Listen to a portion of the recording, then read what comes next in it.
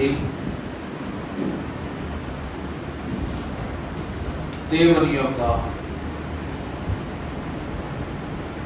పరిశుద్ధ సమయములో ఈ 24వ దినమున దేవుని యొక్క పరిశుద్ధ లేఖన భాగముల నుండి గత దినము 3వ గోత్రమైన ప్రతిష్ఠిత గోత్రము అనగా దేవునిని హత్తుకొనిన గోత్రము, దేవుని గోత్రముగా పిలువబడి ఎందరినో సంఘమైన వారిని దేవుని హత్తుకొన రీతిగా సిద్ధపరచిన సంఘమైన లేవీయ గోత్రము యొక్క దీవెనలు, ధన్యతలు, భాగ్యములు, పరలోక ఆశీర్వాదములు గురించి జ్ఞాపకం చేసుకున్నాను. ఈ దినమున 4వ గోత్రములోనికి ప్రవేశించు పరిశుద్ధ లేఖన భాగములో నుండి ఆదికాండ గ్రంథము 29వ అధ్యాయము 35వ వచనం చదువుకుందాము. ఆమె మరలా గర్భవతి అయి కుమారుని కని ఈసారి యెహోవాను స్తుతించెదను అనుకొని యూదా అని పేరు పెట్టెను. చాలమ్మా, చిన్ని ప్రార్థన చేసుకుందాం. దయామయుడు అయిన మా దేవా, దారి గనని నాకు దారిని చూపుట నిమిత్తము ఆనాడు లేయా గర్భమున ప్రభువా చూచగలుగు స్థితిని కల్పించుటకు పెద్ద కుమారుని, వినగలుగు స్థితిలో యుండుటకు 2వ కుమారుని, హత్తుకొని యుండుటకు 3వ కుమారుని, ఈరోజు స్తుతించుటకు 4వ కుమారుని మీరు అనుగ్రహించినట్లు వీటన్నిటినీ మాకు కనపరచగలుగు గొప్ప ఆశీర్వాదముగా ఇశ్రాయేలు గోత్రములో అన్నియు మీలో ఇమర్చుకుని మా మధ్యకు దిగి వచ్చిన యేసు ప్రభువా నీకు వందనము.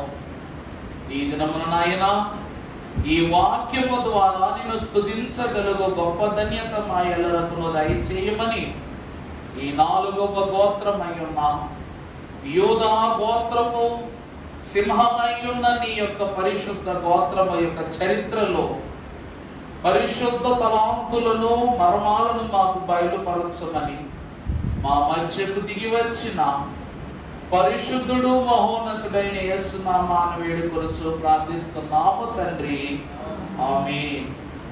తన గోత్రము ద్వారా ఇశ్రాయేలు వంశమునకే వన్నీ తెచ్చిన దేవుడు మనందరినీ పరలోక పరిశుద్ధ అంతస్తులోనికి చేర్చుకుని తన యొక్క వంశావళుల కంటే మిన్నగా మన వంశములను, మన కుటుంబములను దీవించును గాక. ఆమేన్. ప్రభువునందు దేవుని ప్రియ బిడ్డలారా, ఇక్కడ భూమి మీద పుట్టిన ప్రతి వాని వంశము గొప్ప వంశమే. కానీ వాని క్రియలను బట్టి వంశ కీర్తి, వంశ అపకీర్తి కలుగుతుందట. క్రియల వలనే ఫలం. పేరు పెంచాలన్నా మనమే, పేరు దించాలన్నా కూడా మనమే. ఒకప్పుడు రాజుల పాలనలో కొనసాగినప్పుడు రాజే గొప్పోడు. నిజానికి చెప్పాలంటే నువ్వు ఎప్పుడు పుట్టావో తెలీదు, నేను ఎప్పుడు పుట్టానో తెలీదు. మన పుట్టినరోజు అనే ధ్యాస కూడా అసలు ఆ రోజుల్లో ఉండేది కాదు. కానీ పుట్టినరోజు అనే గొప్ప విషయాన్ని జరిగించుకునేది ఎవరంటే రాజులు మాత్రమే. ఆ రోజు ఆ రాజ్యంలో ఒక గొప్ప పండగ జరిగిందనుకోండి, ఖచ్చితంగా అది రాజుగారు పుట్టినరోజో, యువరాజు పుట్టినరోజో, రాణి గారు పుట్టినరోజు అయితేనే ఆ దేశంలో, ఆ రాజ్యములో గొప్ప ఘనత. అంతే. లేకపోతే వారి వివాహ దినమో, పెళ్లి చేసుకున్న తర్వాత పెళ్లి రోజు ఒక పండగ, కానీ తర్వాత మరలా పెళ్లి రోజు ఏ రోజు జరిగిందో కూడా మనుషులు ఎవరో జ్ఞాపకం చేసుకునేవారు కాదు. వంశము యొక్క కీర్తిని, ఘనకీర్తిని పెంచగలిగే స్థితి కార్యముల ద్వారా మాత్రమే లెక్కింపబడేది. ఆ రోజు పరమభక్తులు గనులై ఉన్నటువంటి వారిని బట్టి యేసుక్రీస్తు ప్రభు వారి యొక్క చరిత్రను మనం ఒకసారి తేరి చూస్తే మీ అందరికీ ఒక ప్రశ్న ఉండొచ్చు. అయ్యగారండి, అదేంటంటే అలాగంటారు, రాజులే పుట్టినరోజులు చేసుకుంటారా, మిగిలిన పుట్టినరోజులు చేసుకోరా అంటే చేసుకోరు. పోనీ మిమ్మల్ని బైబిల్ నుంచి మంచి క్వశ్చన్ అడుగుతాను, మోషే ఏ రోజు పుట్టాడో చెప్పండి. నిర్గమకాండ ధ్యానాలు తెగ చేసుకుంటాం, ప్రతి 40 రోజులు చేసుకుంటాం. మోషే ఎవరికి పుట్టాడో తెలుసు, ఏ దేశంలో పుట్టాడో తెలుసు, ఏ కాలంలో పుట్టాడో తెలుసు, ఎటువంటి పరిస్థితుల్లో పుట్టాడో తెలుసు, కానీ ఏ రోజు పుట్టాడో తెలుసా, ఏ డేట్ లో పుట్టాడో తెలుసా? తెలవదు. పోనీ ఇదంతా ఎందుకు? పాత నిబంధన మనకెందుకండి, చాలా దూరం ఉందంటే కొత్త నిబంధనలో కొత్త. ప్రకటన గ్రంథకర్త అయిన యోహాను పుట్టినరోజు ఎప్పుడు పోనీ అది తెలవదు. ఆది అపోస్తలుల సంఘ నాయకుడైనటువంటి పేతురు మహాభక్తుని పుట్టినరోజు ఎప్పుడు, ఫిలిప్పుది ఎప్పుడు, అంద్రేయది ఎప్పుడు, ఇలా ఎవరి పుట్టినరోజులు మనకు తెలియదు. కానీ యేసు క్రీస్తు ప్రభు వారి యొక్క జన్మదినము మనకు తెలుసును. దేవుని యందు ప్రియబిడ్డలు ఆయన ఎవరు అనగా రాజులకు రాజు, ప్రభువులకు. ఈ భూమి మీద ఎందరో రాజులు పుట్టారు. వాళ్ళు చనిపోయిన తర్వాత వాళ్ళతో పాటు వాళ్ళ పుట్టినరోజులు కూడా ఆగిపోయినాయి. కానీ ఆయన మరణించిన తరువాత కూడా 2025 సంవత్సరాల వరకు పుట్టినరోజు జరుగుతూ ఉంది. చూడండి, అది ప్రతిష్ట, వంశ గౌరవం అనగా ఇది ఒక యూదా గోత్రమునకు మాత్రమే ఘనత తెచ్చినటువంటి జన్మము కాదు, లేక లేవి వంశమునకు ఘనత తెచ్చిన గోత్రము కాదు. ఇది సర్వమానవాళికి, ప్రతి మనుషునికి ఘనత ప్రభావములు కనపరిచిన జన్మము. అందుకే క్రీస్తు జన్మ గొప్ప జన్మ, క్షేమము కలుగు మరియు చింతలు తొలగు. ఎంత గొప్ప పాట అంటే, వాస్తవంబుగా అటువంటిది లేదు, వాస్తవంబుగా అటువంటిది లేదు, క్రీస్తు జన్మ గొప్ప జన్మ, క్షేమము కలుగు మరియు చింతలు తొలగు. రాజుల యొక్క జన్మదినమును మనం ఎందుకు గుర్తు పెట్టుకోవాలంటే, ఆ దేశమునకు ఆనందాన్ని ఇచ్చేవాడు రాజే, ఆధారాన్ని ఇచ్చేవాడు రాజే, ఆశ్రయం ఇచ్చిన వాడు రాజే. మనల్ని ఆనందపరుచున్నట్లు మన బ్రతుకులకు ఒక నూతన మార్గమునిచ్చేది రాజులే. రాజుల పరిపాలనలో ఉండేది. శిక్ష వేసేది వారే, ప్రశంసించేది వారే, వరాలిచ్చేది వాళ్ళే. తేడా వచ్చిందంటే నెరలు తెగునట్లు శిక్షలు వేసేది కూడా వాళ్ళే. అందుకే వారు చేసిన ప్రతి పనిని జ్ఞాపకం చేసుకుంటాము కనుక వారి జన్మము గొప్ప జన్మం అయింది. దేవుని ప్రియబిడ్డలారా, ఈ ఇస్కరియోతు, క్షమించాలి, ఈ పరిశుద్ధమైనటువంటి ఇశ్రాయేలు ప్రజల యొక్క గోత్రములో 3 కుమారులు జనించిన తరువాత, మొదటిగా చూడగలిగే కుమారుని అనగా దేవుడు చేత చూడబడిన కుమారుని, రెండవది దేవుని మాటలు అనగా ఈయన మాటలు దేవుడు వినగలిగే కుమారుని, మూడవదిగా దేవుని హత్తుకునే కుమారుని, నాలుగవదిగా ఈ మూడింటిని దాటి స్తుతించగలిగే కుమారుని. యోధా అను మాటకు అర్థము యెహోవాను స్తుతించుట. ఈ గొప్ప వంశములో ఎప్పుడైతే ఈ మహాగణురాలు భక్తుడయ్యున్నటువంటి యోధా మహాభక్తుడిని జన్మనిచ్చిందో, ఆ తరుణము తర్వాత లేయా యొక్క గర్భము ఉడిగిపోయింది. లేయ గర్భం ఏమైందండి? ఉడిగిపోయి, ముసుపొల ఉడిగింది. అంటే దాని అర్థం ఆగిందన్నమాట. కాన్పు జరుగుట, ప్రసవము జరుగుట, లేక గర్భఫలము మరల పునరువృతమవుట ఆగిందన్నమాట. ఈ జన్మము తర్వాతే రాహేలు మహాభక్తురాలు గర్భము ధరించినట్లుగా మనం చూస్తున్నాం. ప్రభువునందు దేవుని ప్రియబిడ్డలారా, యేసు క్రీస్తు ప్రభువు యొక్క జన్మను బట్టే ఈ లోకములో కూడా పాపము ఉడిగిపోయింది, ఆగిపోయింది, మరలా పునరావృతము కాలేదు. దేవుని యొక్క వాక్యాతిశయమును బట్టి ఇంటి గొప్ప గోత్రమును గూర్చి పరమభక్తులు అంటున్నారు. అసలు స్తుతి అను మాటకు అర్థము కీర్తనల గ్రంథము 33వ అధ్యాయము 1వ వచనము మనము చదువుకున్నట్లయితే, నీతిమంతులారా యెహోవాను బట్టి ఆనందగానము చేయుడి, స్తుతి చేయుట యథార్థవంతులకు. అనగా యోధా అను మాటకు స్తుతి చేయుట, స్తుతి చేయుట యథార్థవంతులకు ఏమి శోభస్కరము. దేవునిని ఆనందపరచుటకు గాను అనగా తన అన్నలైన వారి యొక్క మొరలను సైతము వినుటకు గాను ఒక్క కుమారునిగా ఈ ముగ్గురన్నల యొక్క విన్నపములను తల్లి యొక్క వేదనను తగ్గించుటకు గాను ఈ 4వ కుమారునిగా ఆ లేయాకు ఈ యొక్క యోధా జన్మము జరిగించాడట. ఎందుకంటే యోధా గోత్రము నీతిని ప్రతిష్ఠింపజేయుటకు దేవుని చేత లోకమునకు పంపబడిన గోత్రము.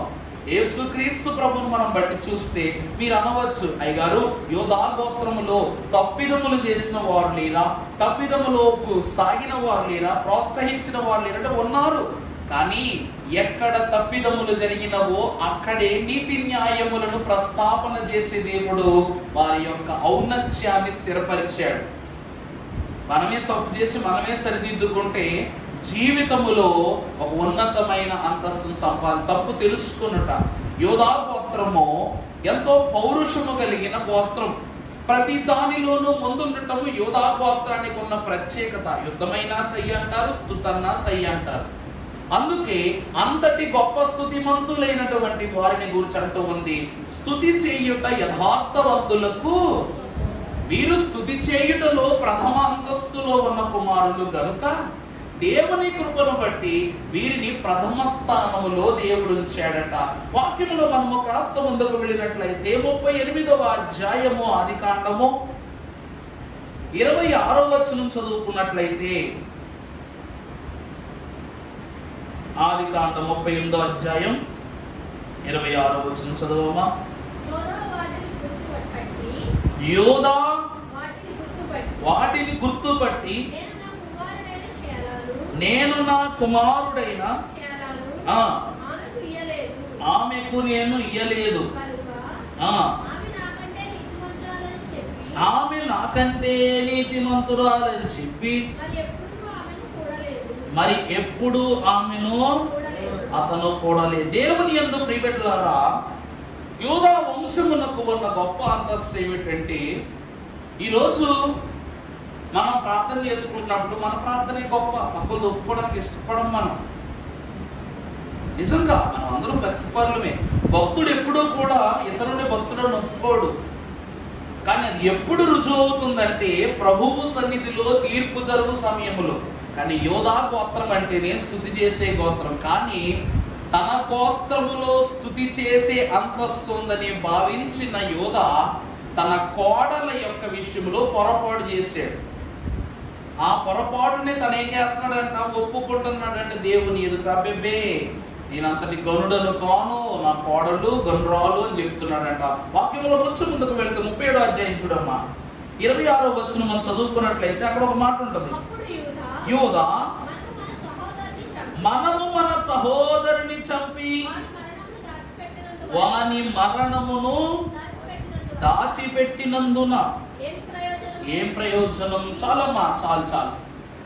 మొదటిగా మనం చూసినట్లయితే వీరందరూ యవనులుగా ఉన్నప్పుడు చిన్నప్పుడే యోసేపును, చిన్నోడైన యోసేపుని ఏం చేద్దాం అనుకున్నారు, చంపుదాం అనుకున్నారు. మొదట ఏం చేద్దాం అనుకున్నారండి, చంపుదాం అనుకుంటే అందరూ కూడా తలో చేయడానికి సిద్ధపడిపోయారు.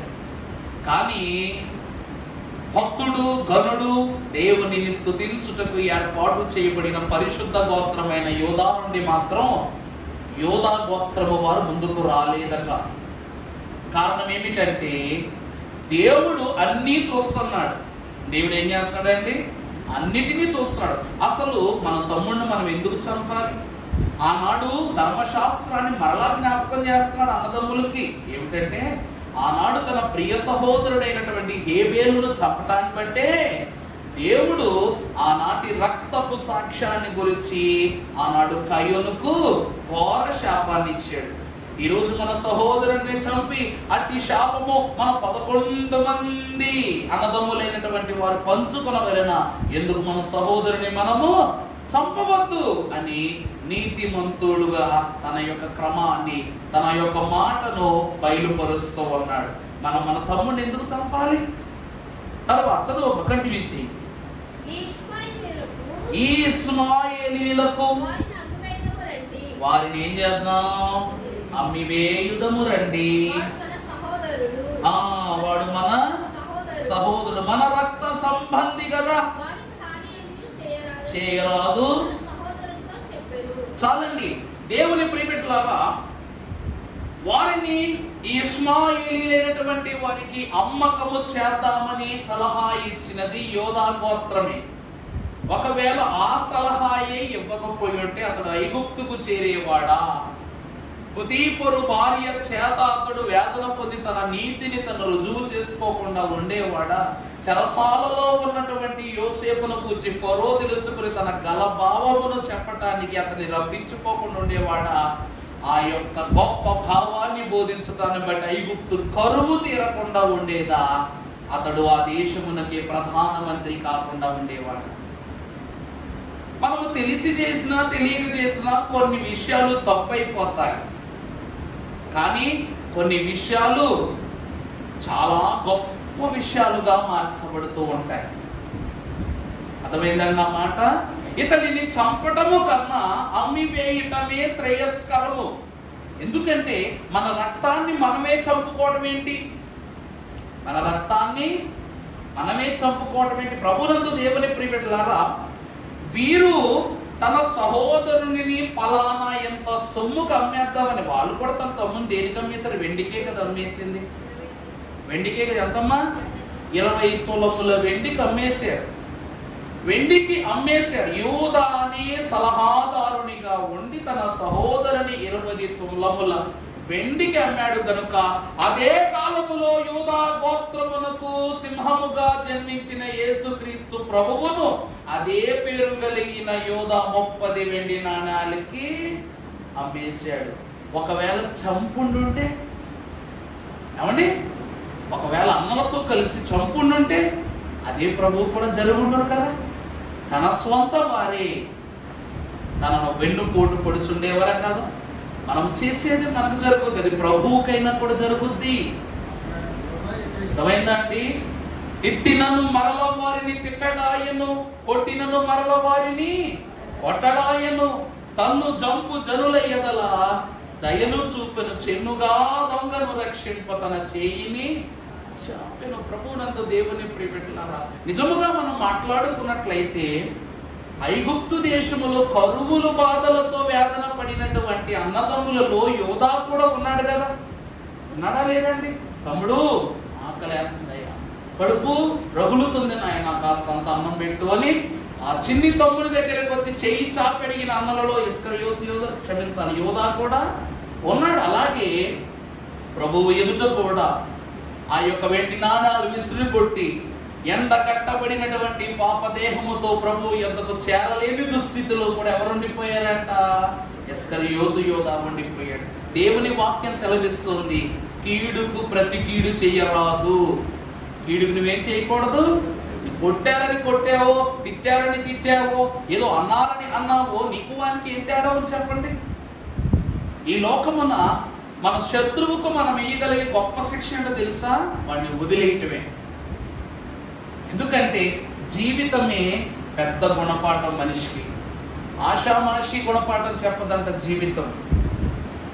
ఇస్కరియోతు యోధా ఆ ఒక్క తప్పు చేస్తే ప్రభు తిట్టారా, కొట్టారా? యోధా ఎందుకయ్యా ఇంత పని చేసావు? నేను నీకేం కష్టం తెచ్చిపెట్టాను?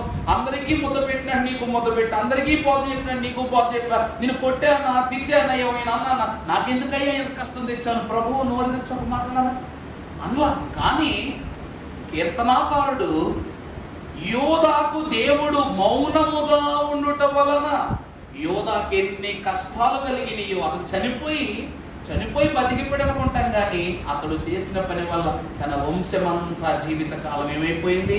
ఆ క్షోభ అనుభవించిన వాక్యం చూపిస్తాను మీకు. అపోస్తుల కార్యముల గ్రంథము, పరిశుద్ధ గ్రంథములు, అపోస్తుల కార్యముల గ్రంథం ప్రారంభమునకు మనం వచ్చినట్లయితే మొదటి అధ్యాయము 16వ వచనం చదువమ్మా. సహోదరులారా, త్రోవ చూపిన యోధాను గూర్చి పరిశుద్ధాత్మ దావీదు ద్వారా పూర్వము తాను పలికిన లేఖనము నెరవేరవలసి ఉండేది. ప్రభునందు ప్రియులారా, చూసారా వాక్యం ఏమంటా ఉందో? ఆ కాలమున ప్రభువును పట్టించిన ఇస్కరియోతు యూదాను గూర్చి పరిశుద్ధాత్ముడు ఎవరి ద్వారా రాయించేశాడంట?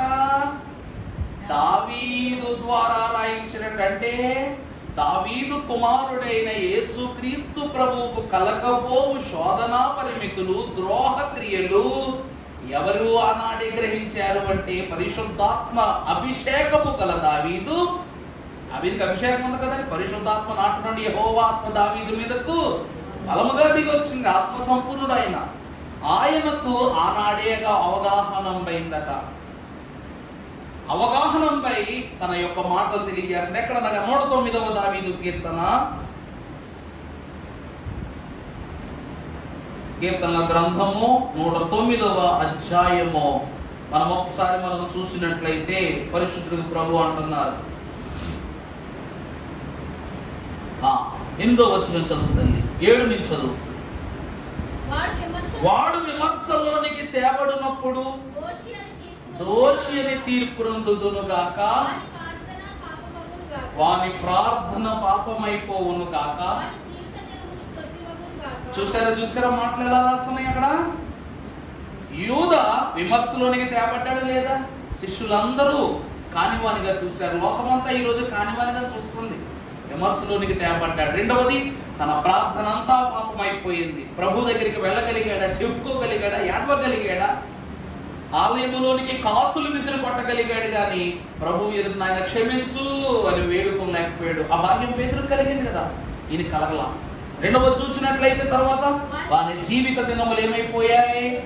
ప్రభువు చనిపోయిన కొద్ది దినాల్లోనే అతను చనిపోయాడు. ఆ తర్వాత ఎవరికి వెళ్ళిపోయింది? యోధా ఉద్యోగం ఎవరి చేతిలోకి వెళ్ళిపోయిందండి? చీట్లు వేసినప్పుడు ఎవరి పేరు వచ్చింది? మత్తయి. తన ఉద్యోగం ఎవరి చేతిలోకి వెళ్ళిపోయింది? మత్తయి చేతిలోకి వెళ్ళిపోయిన తర్వాత దేశ దెమ్మరులుగా కరగవలసిన పరిస్థితి ఇచ్చింది. తర్వాత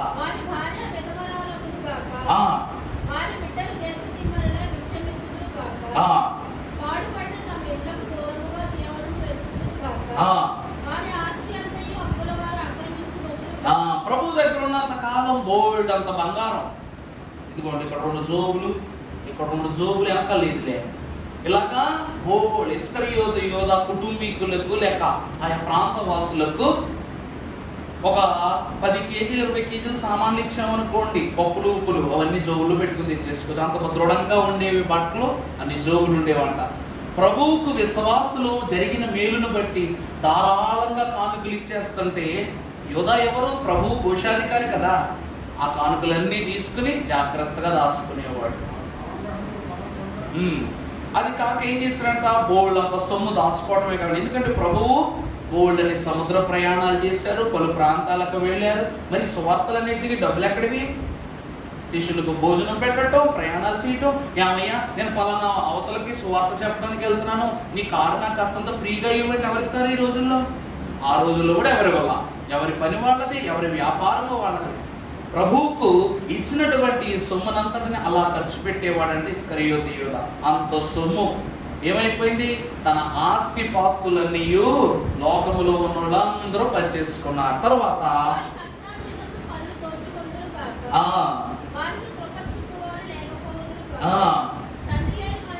వాని బిడ్డలకు దయ చూపు వారు ఉండకపోదురు గాక, వాని వంశము. ఈరోజు యోధాకు సంబంధించిన వాళ్ళు ఎవరైనా కనబడుతున్నారో మనకి? అసలు జ్ఞాపకం చేసుకుంటాం మనం మనుషులు ఎవరినైనా?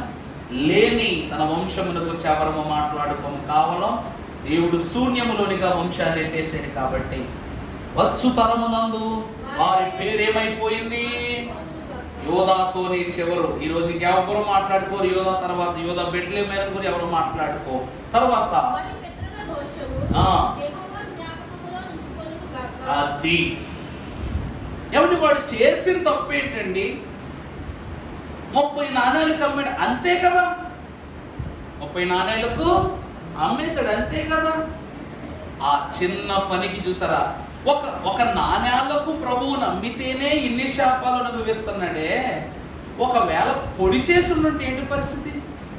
అరే నీకు ఇంకొక 30 నాణ్యాలు ఇస్తావు, ప్రభు నువ్వే పొడి చేయరా అన్నవానికి ఏం చేసిండు ఎవడు? మరి దేవుని వాక్యము యొద్దకు వచ్చిన వాళ్ళ ప్రభు దగ్గర నుండి జోబు నిండా బంగారం నింపుకున్నప్పుడు కొట్టని ఆ దురాశ 30 వెండి నాణాల మీద పట్టిందంటే ఎంత దిగువ స్థితికి యోధా జారిపోయాడు చూసారా. బంగారం గొప్పదా వెండి గొప్పదా అంటే బంగారమే గొప్పది. ఆ బంగారం చేతిలో ఉన్నప్పుడు కలగని దురాశ 30 వెండి నాణాలను చూడగానే కలిగిందంట.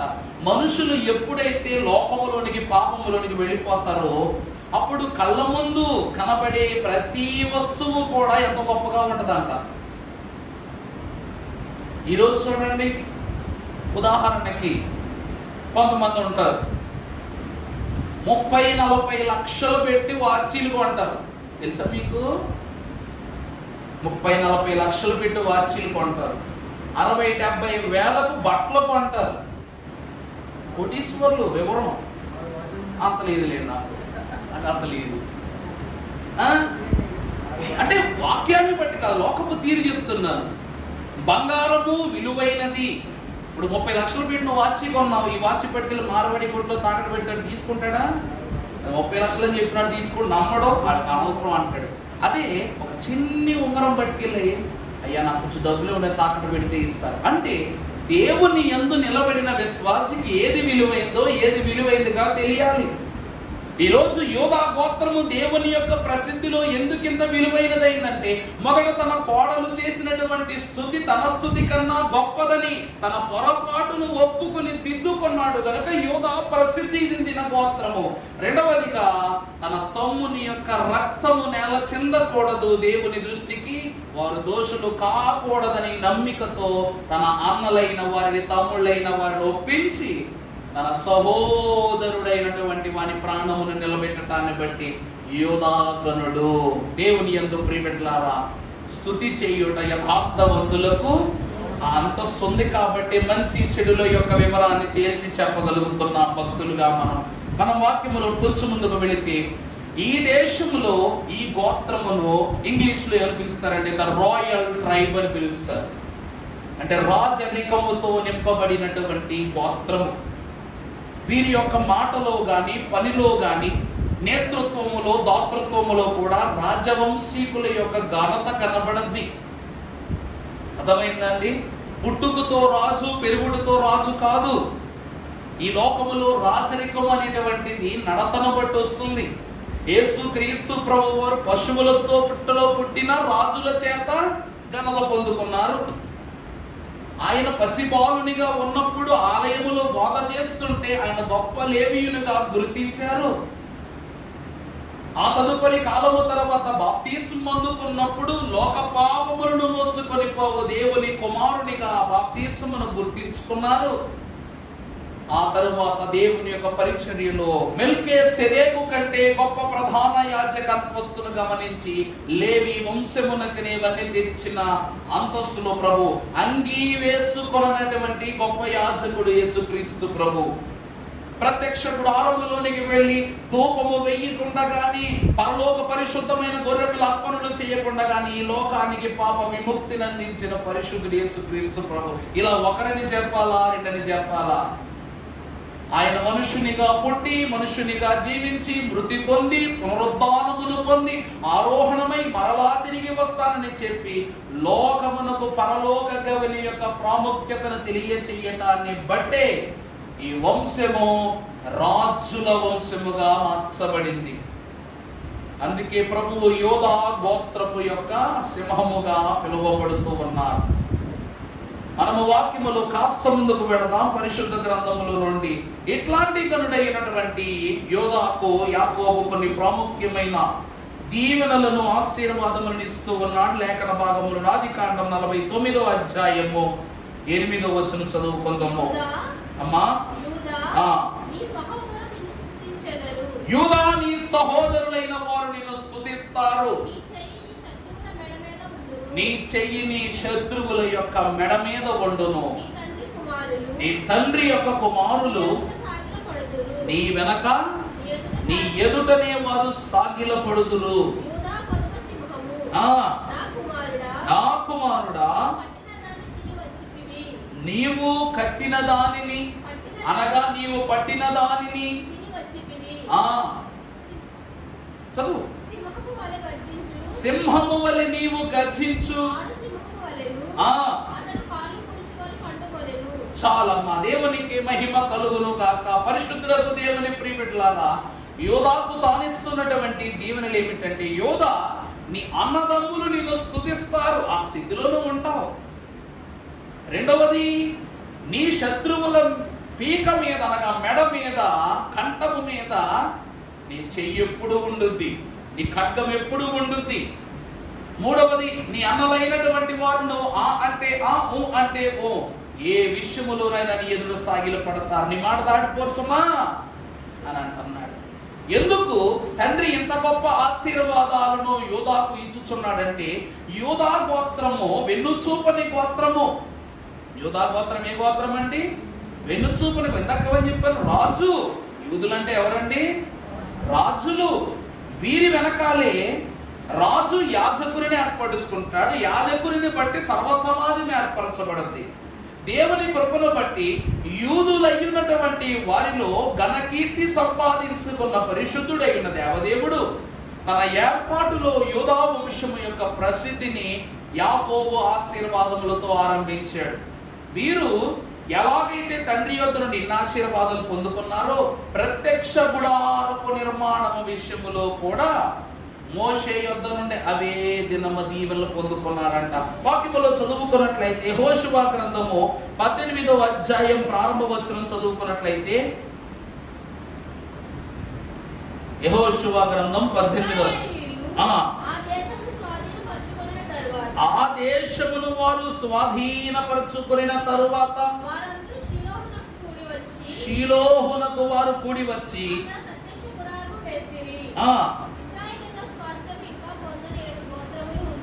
ఇశ్రాయేలీయుల యొక్క స్వాస్థ్యమును పొందని ఇంకా 7 గోత్రములు ఉన్నవంట.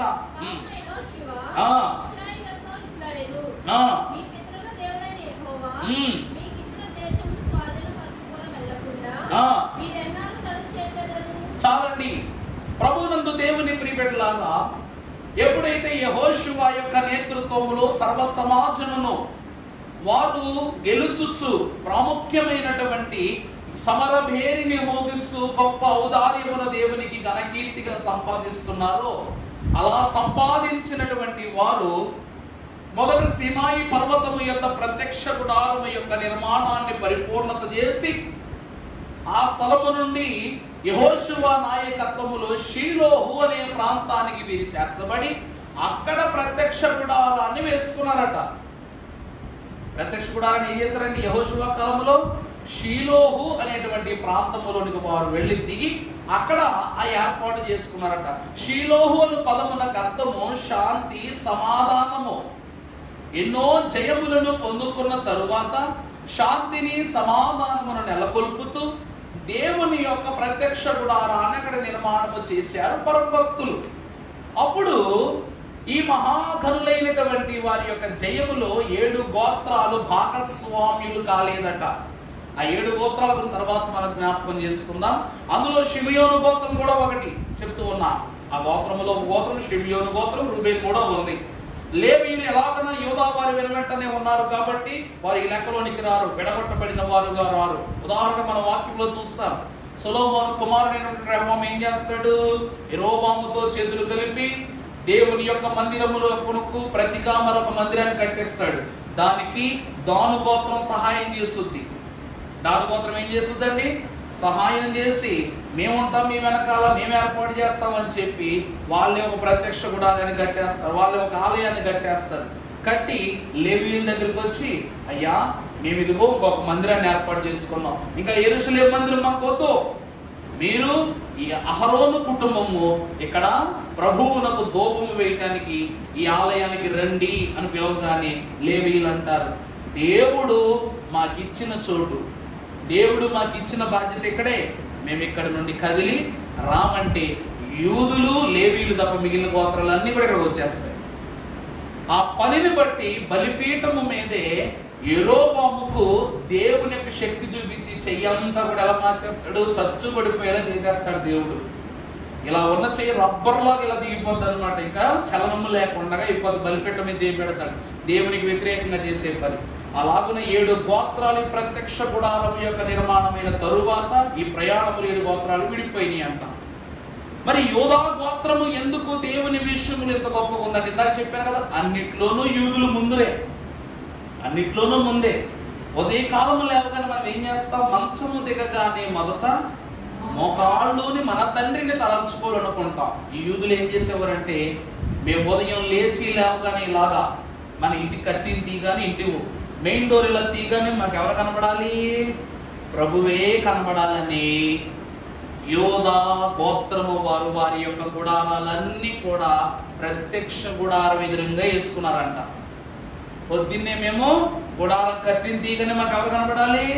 దేవుని యొక్క కృపాసన కరుణాపీఠం మాకు కనబడాలని ప్రథమ స్థానంలో వారు ముందు వాళ్ళు గుడారాలు అక్కడ వేసుకున్నారంట.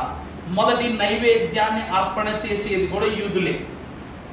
వారు ఏదైనా తెచ్చుకున్నా, ఏదైనా సమర్పించుకున్నా మొదటి సమర్పణగా ఎవరు ఇచ్చేవారంట? యూదులు. అన్ని ఫస్ట్ యూదులు ఇచ్చేవారు. వాక్యంలో చూపిస్తాను. సంఖ్యాకాండం 2వ అధ్యాయం కూడా వచ్చింది చదవమ్మా. సంఖ్యాకాండము 2వ అధ్యాయం 3వ వచనం. సూర్యుడు ఉదయించు తూర్పు దిక్కున యూదా పాలెపు ధ్వజము గలవారు తమ తమ సేనల చప్పున దిగవలెను. అమీనాదాబు కుమారుడైన నయస్సోను ప్రధానుడు, అనగా పురుషులు అతని సమీపమున సుయారు కుమారుడైన. చూసారా, ఇక్కడ లెక్క పెడుతున్నారు. మొదట వీళ్ళందరూ యుద్ధానికి వెళ్ళారు, ఏదో కొన్ని కార్యక్రమాలు, కొన్ని పనులకు వెళ్ళారు. వెళ్ళి తిరిగి వచ్చినప్పుడు మొట్టమొదటి ఏ గోత్రం కనిపిస్తుంది? అక్కడ యోధా గోత్రం కనిపిస్తుంది. మొదటి వచ్చిన చదువుకోండి, మీకు అర్థమైపోద్ది. మోషే అహరోనులై ఉన్న వారి యొక్క నేతృత్వములో, నాయకత్వములో వీరి వెనకాల ఏమాత్రము లోకపు ఆడంబరాలకు చోటివ్వకుండా దేవుని వాక్య నిజము దిక్కులు చూడొద్దని దైవజనులు రాసినట్లు దిక్కు చూడకుండా దేవుని దిక్కుని నడుచుకుంటూ వెళ్ళారు. ముందెళ్ళినోడే ముందొస్తాడు, అంతే కదండి. అలాగే వీరి నాయకత్వంలో ముందు వెళ్ళి ఇక్కడికి వీరు చేర్చబడ్డారు. ఎంతమంది వెళ్ళారో అంతమంది సురక్షితంగా వచ్చేవారు. దైవజనులు దేవదాసయ్య గారు అన్నారు, ప్రయాసపడి భారము మోయించిన సమస్త జనులారా నా యొద్దకు రండి, నేను మీకు ఏమిస్తాను. దేవుడు చెప్పగా వెళ్ళి యుద్ధం చేశారు. తిరిగి వచ్చేటప్పుడు అమ్మో అయ్యో అని ఆప్సాపాలు పడుతుంటే ప్రభు మాటను బట్టి భారముతో వచ్చిన వీళ్లకు మొట్టమొదటి విశ్రాంతి ఏ గోత్రానికి ఇస్తున్నాడు దేవుడు? ముందొచ్చినోడికే ముందు పెట్టేస్తాం భోజనం. అలాగే ముందు అలసిన వాడికి తొలి విశ్రాంతిని దేవుడు ఇస్తూ ఉన్నాడు. అందుకే వీళ్ళ ప్రధానులు మొట్టమొదట దేవుడి ఎదుట ఉన్నవారు. అలాగే సంఖ్యాకాండం 10వ అధ్యాయం 14వ వచనం చదువుకుంటే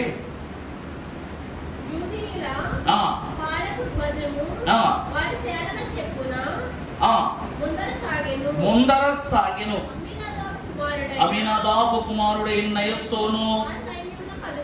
అలాగునని ఐగుప్తు దేశములో నుండి ఎప్పుడైతే వీరు దాస్యత్వములో ప్రయాణం చేశారో, ప్రయాణం చేసేటప్పుడు ఐగుప్తు జ్యేష్ఠులైనటువంటి వారు మరణించినప్పుడు వారి యొక్క శవముల మధ్యలో నుండి ప్రయాణం ఆరంభించిన ఇశ్రాయేలీలు మొట్టమొదట అడుగు వేసింది కూడా యూదులే. ఆ ముందు వచనాలు చూస్తే 2వ సంవత్సరము 2వ నెల 20వ తేదీన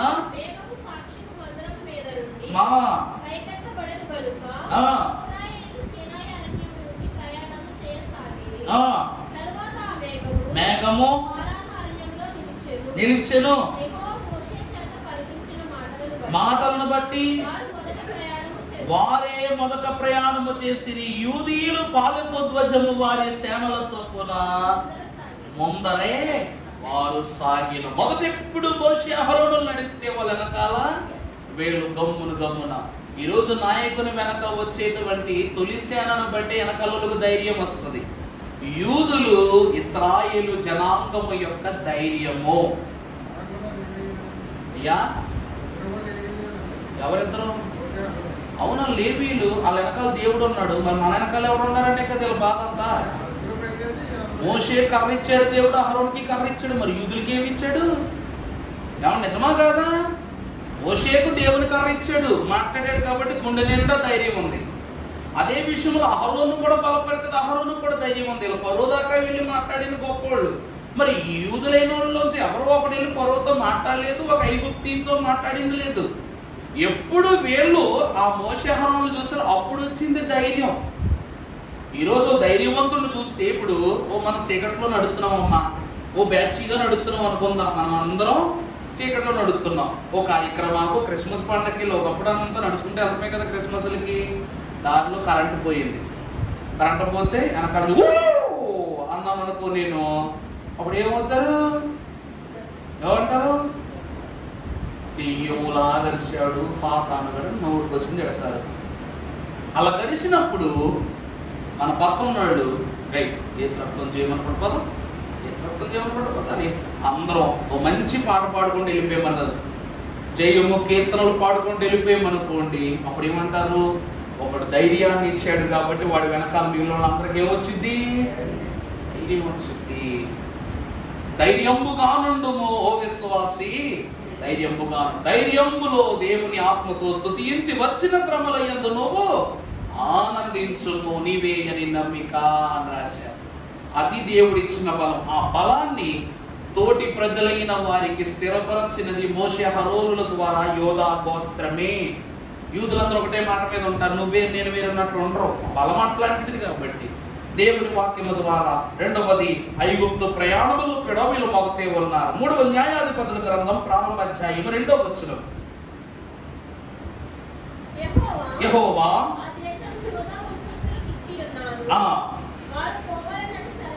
వారు పోవలెనని సెలవిచ్చెను. ప్రభువునందు దేవుని ప్రియబిడ్డలారా, న్యాయాధిపతుల గ్రంథం. న్యాయాధిపతులు అంటే ఎవరు? న్యాయం తీర్చేవారు. దేవుడు యెహోషువ నాయకత్వం తర్వాత ఇశ్రాయేలు ప్రజలందరైనటువంటి వారు దారి మారి లోకము వైపు మారిపోతున్న సమయములలో సమన్యాయమును కనపరచడానికి ఎందరో న్యాయాధిపతులు ఇచ్చాడు, స్త్రీలతో సహా. ఆ న్యాయాధిపతుల గ్రంథము ప్రారంభమైనప్పుడు మొట్టమొదటి అధ్యాయము ప్రారంభములోనే దేవుడు ఏమని మాట్లాడుతున్నాడండి? చదువమ్మా. యెహోషువ మృతి పొందిన తరువాత ఇశ్రాయేలీలు కనానీయులతో యుద్ధము చేయుటకు తమలో నెవరు ముందుగా వారి మీదకు పంపవలెనని యెహోవా తెలియజేయునట్లు ప్రార్థన చేయగా, యెహోవా దేశము యోధా వంశస్థులకిచ్చుయున్నాను. చూసారా? యుద్ధము తొలి స్వాస్థ్యము కూడా ఎవరికి ఎత్తున్నాడు దేవుడు? యూదులకే. దేవుడు ఎంత గొప్ప గనుడో. ప్రార్థన చేస్తే వాడికి అప్పుడు వస్తుంది, వీడికి ఇప్పుడు వస్తుంది కాదు. నీ ప్రార్థన నువ్వే సరిగా చేసుకుంటే నీకే ముందు వస్తుంది. మన ప్రార్థన మనమే సరిగా చేసుకుంటే నువ్వేం కోరుకున్నది మనకే ముందు వస్తుంది. ఏ విషయమైనా కూడా తూచా తప్పకుండా ఆసక్తిగా ప్రార్థన చేయటమే విశ్వాస లక్షణం. అలాగే ఎవరి ప్రార్థన పట్టుదల గల ప్రార్థన చూసి వారికే మొట్టమొదటి దీవెనివ్వటం. ఎగ్జామ్లో బాగా రాసినోడుగా మార్కులు వేస్తాం కదమ్మా, అలాగే బాగా ప్రార్థించే వాడికే గొప్ప మొదటి బహుమానం, గొప్ప బహుమానం. లేదు అందరి తర్వాత నాకు చివరిలో ఇస్తారని పేపర్ ఖాళీగా ఇచ్చామనుకోండి, సున్నాయే పడద్ది. చివర ఇచ్చేస్తాడు, నాకు చివర ఇచ్చేస్తాడు. 20 మార్కులకి నాకు 5 వచ్చినా, 4 వచ్చినా, 3 వచ్చినా దేవుడు నాకు ఎంతో కొంత ఇస్తాడు అనుకుంటాం. కానీ ఫెయిల్ అంటే ఫెయిల్ అంతే. ఫెయిల్ అయినోడుకు గుండు సున్నాలు ఇస్తారు తప్ప బహుమానాలు ఇవ్వరు. ప్రార్థనలో పాస్ అవటాలు ఫెయిల్ అవటాలు ఉండవు, డిస్టింక్షన్ ఒకటే ఉంటది. ఎంత బాగా ప్రార్థిస్తే అంతే. 20 మందికి పరీక్ష పెడితే, 20 మార్కులకు పరీక్ష పెడితే 20 మందికి 20 రావాల్సిందే. అదే ప్రార్థన యొక్క సౌఖ్యత, సఖ్యత. ఫాదర్ ఎం దేవదాసయ్య గారు అన్నారు, అబ్రహాము యొక్క ప్రార్థన 100కి 100 పాళ్ళు తనకు దీవెనిచ్చింది. ఇస్సాకు విధేయత ప్రార్థన తనకి 100కి 100 ఇచ్చింది. యాకోబు యొక్క శ్రమానుగుణ్యంతో సంపాదించుకుని తనకి 100కి 100 ఇచ్చింది. ఇలా ఏ భక్తునికి కూడా మార్కులు తగ్గించలేదు దేవుడు. ఎందుకంటే దేవునిలో 1 మార్కు కోల్పోవటం అంటే పరలోకములో 100 మెట్లు కోల్పోవటమే. పరలోకంలో 100 మెట్లు కోల్పోవటమే. మీకు ఒక చిన్న ఉదాహరణ చెప్తాను దేవదాసయ్య గారిని. ఒకరోజు దైవజం దేవదాసయ్య గారు మిషన్ స్థాపన జరిగి పలు కార్యక్రమాలు జరుగుతుంటే అప్పుడంతా మిషన్ కార్యక్రమాలను పాకలో అక్కడ జరిగే కాకుండా విషయాలు బేతేలు గృహం యొక్క ఆరు బయట జరిగేవి చాలా కార్యక్రమాలు జరుగుతూ ఉన్నప్పుడు అక్కడ ఉన్నటువంటి ఒక సంఘస్థురాలు దేవదాసయ్య గారిని, అయ్యగారండి ఈరోజు మీరు మా ఇంటికి భోజనాలు రావాలంటే అయ్యగారులు అని చెప్పేసి దేవదాసయ్య గారిని మిషన్ అధికారులు సేవకులందరినీ పిలిచిందంట. మరి ఆ కాలంలో ప్రెసిడెంట్ గా ఉన్నవారు ఎవరనగా ఏలియా అయ్యగారులు, జి సమీయేల్ గారు, ఎస్ సమీయేల్ గారు, వీళ్ళందరూ కూడా అయ్యగారి కాలంలో ఉన్న భక్తులే. అప్పుడు జి సమీయేల్ అయ్యగారు అయ్యగారికి ఎడం పక్క కూర్చున్నారంట. భోజనపు పంక్తిలో కూర్చుంటే ఆ మా తల్లి తన కష్టం కొద్దీ తాను ఏదో కష్టపడి ఆ కాలంలో తను వండగలిగే వంటలన్నీ నీట్గా వండి ఆ పట్టుకొచ్చి అందరికీ వడ్డం చేస్తుంటే అయ్యగారు ప్రార్థన చేసుకుంటున్నారంట. మిగిలిన వాళ్ళు ప్రార్థన చేసుకుని తింటున్నప్పుడు అయ్యగారు ఈ ప్రార్థన చేసుకుంటుంటే అందరూ ఎప్పుడు అయ్యగారు ప్రార్థన అయ్యేదాకా చూసేవారంట. కానీ ఈ పక్కనున్న జి సమీయేల్ అయ్యగారు ఆయన ప్రార్థన ముగించుకుని ఆయన ముద్ద తినేసి వెంటనే అన్నారంట, అమ్మా ఈ పప్పు చారులో ఉప్పు తగ్గిందమ్మా అన్నారంట. ఈ చారులో ఏం తగ్గింది? ఉప్పు తగ్గిందమ్మా, కాస్త ఉప్పు వేయరాదనగానే అప్పుడు దైవజనులు వెంటనే కళ్ళు తెరిచారంట. అప్పుడు అన్నారు, సమీయేలు నీకు పరలోకంలో మెట్టు తగ్గిపోయిందయ్యా అన్నారంట. అప్పుడు ఆయన గుండె జల్లు మంది. దేవదాసయ్య గారు ఎంతసేపు ఎందుకు ప్రార్థన చేసేవారు తెలుసా? అక్కడ ఉన్న ప్రతి ఒక్కరు ఎంతమంది కూర్చున్నారో వాళ్ళందరికీ కూడా ఏం చేయాలి? నాయన ఈ ఆహారము ద్వారా నీవు కనపరచు ఆరోగ్యము, ఆనందము, ఈ ఆహారం పెట్టిన కుటుంబానికి దీవెన కలిగించిన పేరున ప్రార్థన చేసేవారంట. అలా ప్రార్థన చేయడానికి అయ్యగారికి టైం పట్టేది. ఈ అయ్యగారి గారు ఆయన ప్రార్థన చేసుకుని తింటున్నప్పుడు ఉప్పు తగ్గిందని ఆయన నోరు తెచ్చి అందరం చెప్పేసరికి అయ్యగారు అన్నారంట, నీకు పరలోకంలో మెట్టు తగ్గిపోయింది అబ్బాయి అన్నారంట. దెబ్బకి ఆయనకి మొత్తం మింగలేకపోతున్నాడు, ఉయ్యలేకపోతున్నాడు. అన్నీ నోట్లోకి వచ్చేసి భయము గొంతు దాకా వచ్చేసింది. అయ్యగారు నేను అంత అపరాధం చేశానా, అంత చేశానంటే, నీవు ఆమె పెట్టిన పదార్థాన్ని చూస్తున్నావు తప్ప ఆమెలో కలిగిన విశ్వాసాన్ని నువ్వు చూడట్లేదు. మనందరినీ ఇక్కడికి పిలిచింది ఆసక్తిగా, ప్రేమతో, ఆప్యాయతో, విశ్వాసంతో దేవుని బట్టి ఆహారం పెట్టింది. నువ్వు ఆసక్తిని చూడాలి కానీ పప్పులోను చారులోను ఉప్పు ఉన్నదా కారం ఉన్నదా అని వెతికి చూస్తున్నావు. లోపాలు వెతుకు మిషను మన మిషను కాదు, లోపంబులను సవరించేదే బైబిల్ మిషను. మనము దేవుని వాక్యాహారము తినేవారం గనక మనకి ఈ ఆహారమే రుగుద్ది. మరి లోకములో ఆహారము నీకు రుచి అనిపిస్తుందంటే నీ మెట్టు తగ్గినట్టా కదా? అవుతుందండి. దేవుని వాక్యాహారముతో అనునిత్యము మెట్టు మెట్టు ఎదుగుతున్న మనకు లోకములో ఒక ఆహారము దొరికి అది రుచిగాను రుచి కాకుండాను ఉన్నదను గ్రహించావంటే దేవుని వాక్యం కంటే రుచి కలిగిన లోకానికి మరుగుతున్నావు కనుక నీ మెట్టు తగ్గిపోయిందన్న. మరలా మెట్టి తిరిగి రావటానికి ఆయనకి 4 నెలల విజ్ఞాపన కాలం పట్టిందంట. అయ్యగారిని అడిగేవారంట, అయ్యా నా మెట్టు పెరిగిందా లేదా, నా మెట్టు పెరిగిందా లేదంటే, ప్రభువు ఆ మెట్టు పెరిగిన దినం నీకే చెప్తారన్నారు. 4 నెలల తర్వాత ఈ సమీయేల్ గారికే ఆ దర్శనం కనబడింది. ఈ వాక్యం ఎందుకు చెప్తున్నాను ప్రియులారా? దేవుని వాక్యం అంటుంది ప్రతి విషయములోనూ కూడా నేనే పౌర హక్కు గలవాడనని దేవునిలో ముందుకు వెళ్ళిపోవాలి. భక్తి చేసుకునే ప్రతి ఒక్కడు కూడా వాడు భక్తుడు, వీడు భక్తుడు, ఈయన భక్తుడు, ఆయన భక్తుడు అని ఎప్పుడు మక్కు పెట్టకూడదు, వాళ్ళ వెనకాల పరిగెత్తకూడదు. అక్కడ నాకు ప్రార్థన చెప్పాక, నాకు పాట చెప్పాక, నాకు పని చెప్పాక, నాకు స్తుతి చెప్పాక ఇవన్నీ వాళ్ళు ఎందుకు చెప్పాలి? మనుషుల యొక్క నేర్చుకునే స్థితిలో మనం లేము. యూదులు దేవుని ఎదుట ప్రార్థించారు గనక ఆ దేశానికి ప్రథమముగా ప్రార్థించిన వారికే స్వాస్థ్యాన్ని ఇచ్చాడు. నాయనా నాకు నేర్పించు, నీ పాటలు నువ్వే నేర్పించాలి. ఎవరు నేర్పిస్తారు? మనుషులకి ఎక్కడ సాధ్యం? నాకు తెలిసినంత వరకు ఈ భూమి మీద అంత గొప్ప గాయకులు ఎవరు లేరు, దేవుడినే ఆకర్షించుకునేంత గాయకులు ఎవరు లేరు. అందుకే దేవుని వాక్యం అంటుంది స్తుతించగలిగే బలము, ప్రార్థించగలిగే బలం మనకు దేవుడిని అడిగితే దేవుడు ఇస్తాడు, దేవుడు చేస్తాడు. ఇది రెండవది. యుద్ధములోను స్వాస్థ్యములను కూడా వెళ్లే ముందు చివరికి వచ్చేద్దాం. ఇంకా అమ్మ 20వ అధ్యాయం న్యాయాధిపతుల గ్రంథము 18వ వచనం చదవమ్మా. మీరు లేచి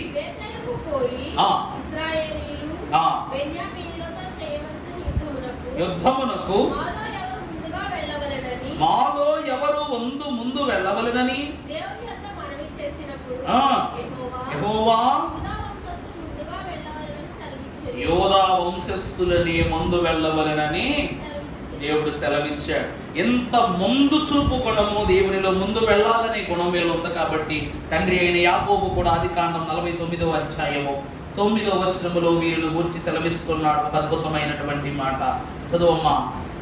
యూదా కొదమ సింహము నా కుమారుడా, తిని వచ్చి తిని సింహము వలెను గర్జించు, ఆడు సింహముల వలెను పండుకొనెను, అతనిని లేపువాడెవడు. యాకోబు దీవెనిస్తున్నాడంట. యోధా ఎవరంటే సింహము అంటాడు. ఇక్కడ ఎప్పుడైనా మనం చూస్తే సింహముతో పోలుస్తున్నారు. ఎందుకంటే సింహాల యొక్క జాతిలో మగ సింహాలు వేటాడు. సింహాల్లో మగవి ఎప్పుడు వేటాడు, ఆడ సింహాలే వేటాడి తీసుకొస్తాయి. మగ సింహం కూర్చుంటుంది అంతే. కూర్చుని తన యొక్క ఛాయకు, తన యొక్క పరిధికి ఏ జంతువు రాకుండా 1 కిలోమీటర్ 2 కిలోమీటర్ల పరిధిలో సింహం ఉందని ఒక గర్జనలతో ఆ చుట్టుపక్కల ఉన్నంత రక్షణ భద్రత ఒక మాటతో కల్పిస్తుందంట. వాక్యములు అదంటుందంటే యోధాను కూడా, యోధాను కొదమ సింహము. అలాగే నా కుమారుడా, నీవు పట్టిన దానిని తిని వచ్చి తిని తర్వాత గర్జించు. చూసారా, మగసింహం కూర్చుంటే ఆడసింహం వేటాడి తీసుకొస్తుంది. అది మగసింహం తినుద్దంట. పట్టిన దాన్ని సింహం ఎప్పుడు విడిచిపెట్టదు. సింహాలకు పులులకి ఒక గొప్ప లక్షణం ఉంటుందండి. కుళ్ళిని కృషించిపోయినా తినవు. ఆ రోజు వాటికి వేట దొరకకపోతే కళ్ళు పన్న మార్చుకుంటాయి. కానీ కుళ్ళిన దేహాలను, మళ్ళిన దేహాలను, ఎదుటి యొక్క జంతువుల యొక్క ఆహారాన్ని. సింహానికి ఆకలేసింది అనుకోండి, దేనినైనా చంపుద్ది. ఆకలి వేయలేదనుకోండి, తనకి ఇష్టమైన జింక పక్కన కూడా దాన్ని జోలిగిపోతుంది. ఎప్పుడైనా మీరు డిస్కవరీ ఛానల్ చూస్తే కొన్ని విజువల్స్ ఉంటాయి. సింహము, జింక కొన్నిసార్లు ఒకే కొలనక నీళ్ళు తాగుతాయి. కానీ సింహం వాళ్ళని పట్టించుకుని వెళ్ళిపోతాయి. దాన్ని వెళ్ళిపోతుంది. ఎందుకంటే దానికి వేటాడాలనిపిస్తే దాకోదు. పిరికి దానిలాగా పక్క నుంచి వచ్చో లేకపోతే నీళ్లు తాగుతాడు యాక్టింగ్ చేసి చంపదు. యోధ దేవుడిని అడిగి యుద్ధం అంటే సయ్యను ముందుకు వెళ్ళిపోయేవాడు, దేవుడంటే సయ్యను ముందుకు వెళ్ళిపోయేవాడు. అదే యాకోబు తెలియజేస్తున్నాడు. చివరికి వచ్చినట్లయితే చివరి మాట సంఖ్యాకాండం 7వ అధ్యాయం 11వ వచనం చదవం, ముగించుకుందాం. సంఖ్యాకాండం 7వ అధ్యాయం 11వ వచనం.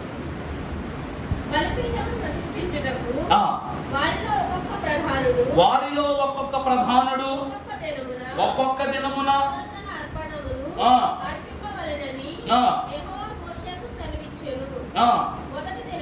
మొదటి దినమున వాని యొక్క అర్పణలను తెచ్చిన వాడు అమీనాదాబు కుమారుడై ఉన్న యోధా గోత్రీకుడనై ఉన్న నైరస్సోను. దేవుని ప్రియబిడ్డలారా, దేవునికి ఇచ్చే మొట్టమొదటి అర్పణ కూడా యూదులదే. అన్నిట్లోనూ ఫస్టే. ఎన్ని విషయాల్లో ఫస్ట్ వచ్చిన వాళ్ళు పరలోకము విషయంలో ఫస్ట్ రాకుండా ఉంటారా? ఉండరా? భూమి మీదే దేవుని విషయంలో ఎంత పోటాపోటీగా ఉన్నారంటే పరలోకంలో మరి ఇంకెంత పోటీగా ఉంటారు వీళ్ళు. ప్రకటన గ్రంథము 5వ అధ్యాయం 5వ వచనం చదువుకున్నట్లయితే,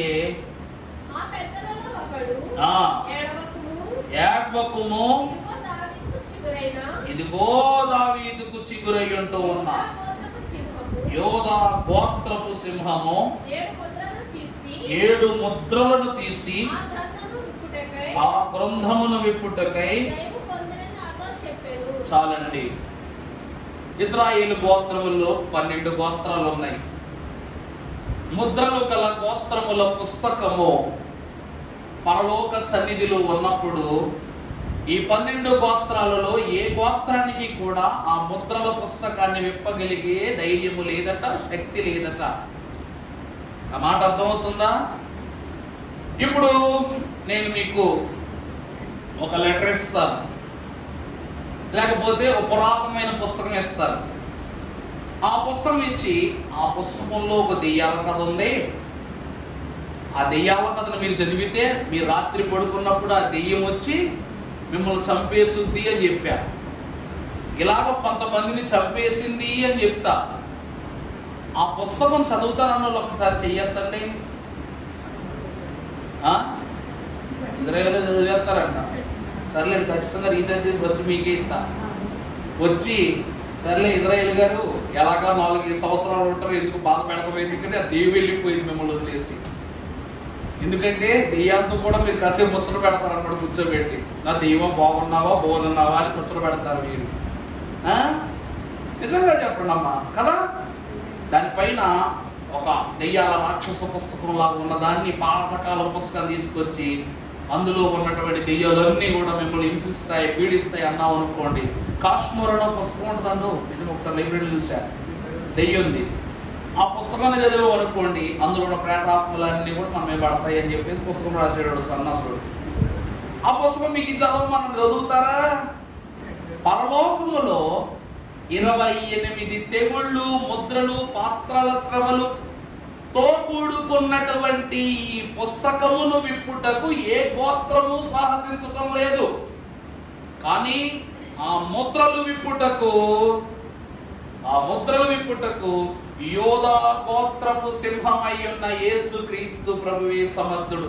చివరికి ఈ లోకమునందు మీకు ఆల్రెడీ వర్తమానం కూడా చెప్పాను, 7 ముద్రలు విప్పిన గొర్రె పిల్ల చేసిన 7 విందులు, 7 ఏండ్ల మహాశ్రమల కాలములో కడగపోవు ప్రతి శ్రమ, ప్రతి శోధన యొక్క ముద్రలను విప్పి 4 దూతలకు అధికారములను ఇవ్వగలిగే శక్తి ఎవరికి ఉందంట? యోధా గోత్రములో పుట్టిన యేసుక్రీస్తు ప్రభు గోత్రమునకు ఉంది. పరలోకములో ఉన్న ఆంతర్య అంతస్తును కూడా దేవుడు యోధా గోత్రానికి ఇచ్చాడు. దేవుని ప్రియబిడ్డలారా, స్తుతి చేసే విషయములో మొదట, అర్పణలో మొదట, యుద్ధములో మొదట, దీవెనలో మొదట, కానుకలిచ్చుటలో మొదట, చివరికి కలగబోవు శ్రమలన్నిటిలోనూ జయమును పొందుకొనుటలోనూ మొదటే. అన్నిటిలోనూ మొదట వచ్చిన వీరికి దేవుడు అంటూ ఉన్నాడు, ఈ గోత్రములోనే దావీదు అనే పరిశుద్ధుడు, దావీదనే పరిశుద్ధుడు. వాక్యం బట్టి చూస్తే సౌలు మహారాజు మొదటి కుమారుడే, క్షమించాలి, సౌలు మహారాజు ఇశ్రాయేలులకు మొదటి రాజే. కానీ యోధా వారిలో మొదటి రాజుగా మాత్రం ఎవరెక్కారు? దావీదే. ఆ దావీదు తర్వాత దావీదంతటి స్థితి ఎవరికి ఇవ్వబడిందంటే యేసుక్రీస్తు ప్రభువుకే. యూదుల పరిపాలనలోనే ఇశ్రాయేలు దేశము సర్వసుభిక్షముగా ఉన్నదని దేవుని వాక్యము తెలియజేస్తూ ఉంది. అది యూదుల యొక్క ప్రత్యక్షత, ప్రమేయం, ప్రభావం. వీరికి దేవుడిచ్చిన ఆశీర్వాదం స్తుతించే గుణం. అలాగున స్థుతి చేయు మీకు ఆనందపరచబడు దేవుని యొక్క వాక్యము, దేవుని మహిమ అన్ని విషయాలలోనూ మీకు అన్ని మొట్టమొదటి స్థానంగానే దేవుడు మీకు ఇచ్చి మిమ్మల్ని అందరినీ దీవించును గాక. ఆమేన్.